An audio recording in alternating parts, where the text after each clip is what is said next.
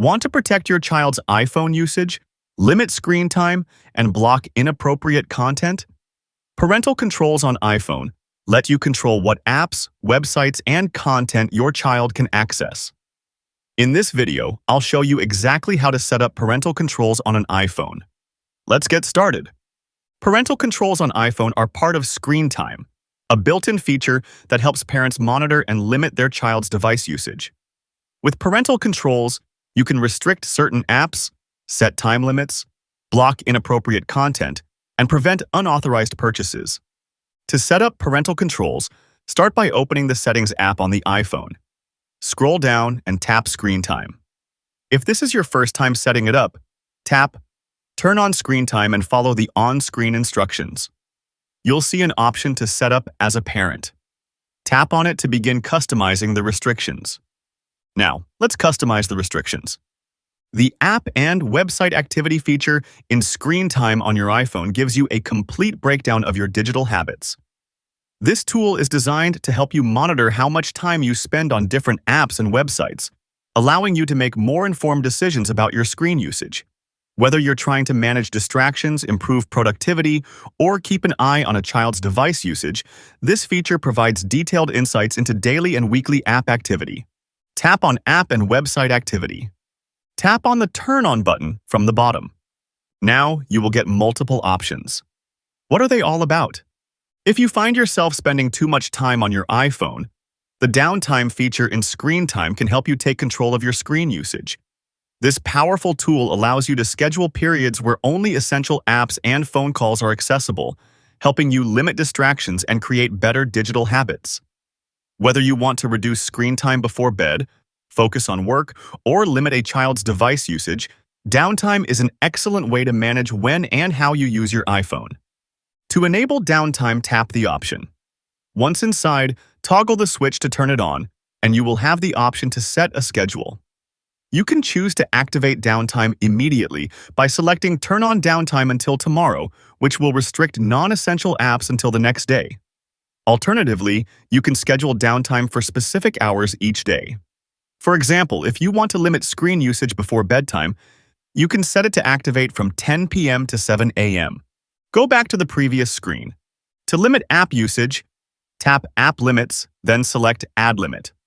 Choose a category like social media, games, or entertainment, or select specific apps you want to restrict.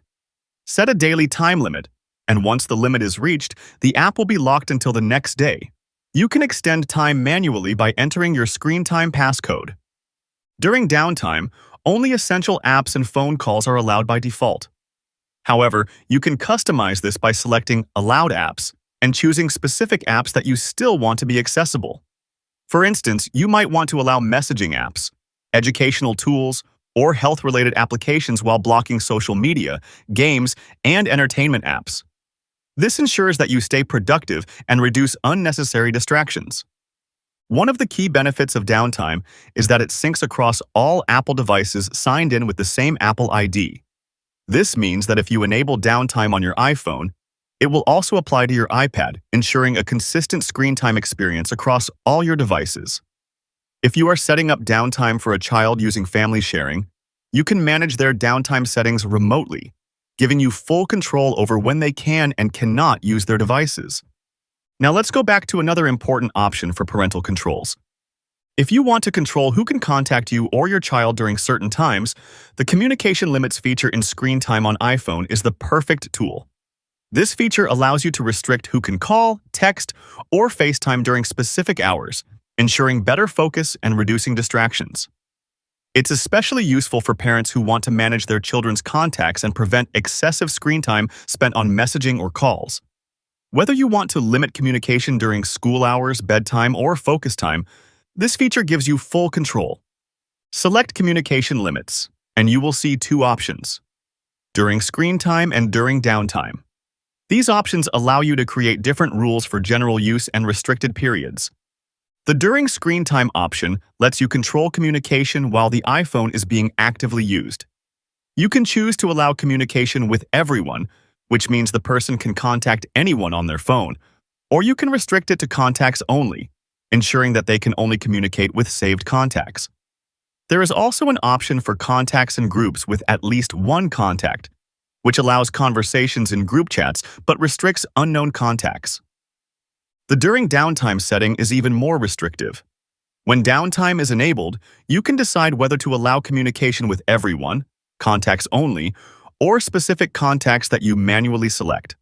This is particularly helpful for parents who want to make sure their child can only communicate with trusted family members or emergency contacts during restricted hours. If a child tries to contact someone outside the allowed contacts during downtime, they will see a restriction message, preventing them from making the call or sending a message.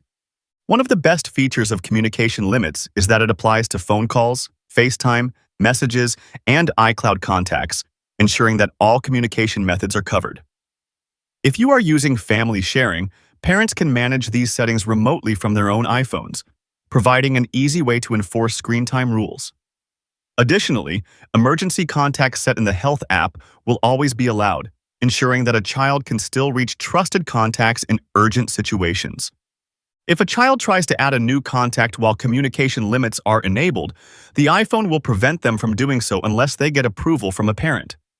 This is an excellent way to make sure kids are only talking to approved contacts and not strangers. Parents can also enable Allow Contact Editing, which gives them full control over whether children can modify or add new contacts. If you want to block specific websites and content, go back to Screen Time settings and tap Content and Privacy Restrictions. If you're a parent looking to manage and control what your child can access on their iPhone, the Content and Privacy Restrictions feature in Screen Time is one of the most powerful tools available. This feature allows you to block inappropriate content, prevent unauthorized purchases, restrict app access, and ensure a safer digital experience for your child.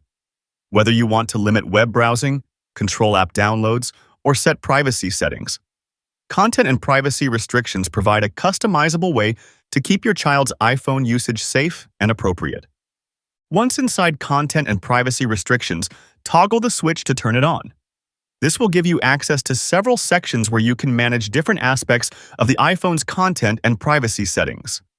The first section is iTunes and App Store purchases, where you can prevent your child from installing or deleting apps without permission.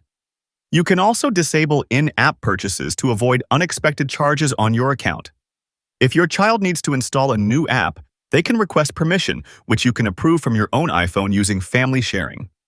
Next, you'll find Allowed Apps, which lets you choose which built-in Apple apps your child can use.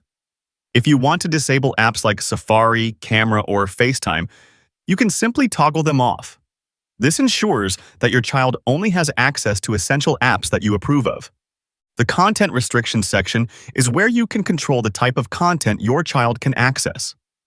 Under Web Content, you can block adult websites automatically or allow access only to specific websites that you approve. This is especially useful for younger children, as it ensures they are only browsing safe and appropriate content. If you want even more control, you can manually enter websites that should be allowed or blocked. For movies, TV shows, and books, you can set age-appropriate ratings to prevent access to explicit or mature content. The same applies to music, podcasts, and news, where you can block explicit content to ensure your child is only consuming family-friendly media.